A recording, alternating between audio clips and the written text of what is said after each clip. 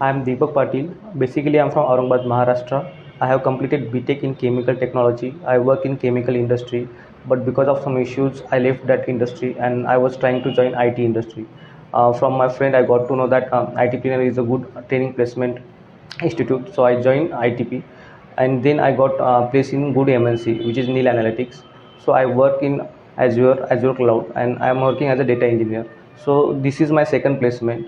So I got placed in Mindtree as a module lead. So when I joined IT Premier, so I decided to take in admission in the data science certifications, and then I completed data science certification. The staff was very good. They clear all my basic concepts, and finally I got placed in good MNC with 10 LPA. So thank you, Prince sir, Yogesh sir, and placement team. Thank you, IT Premier.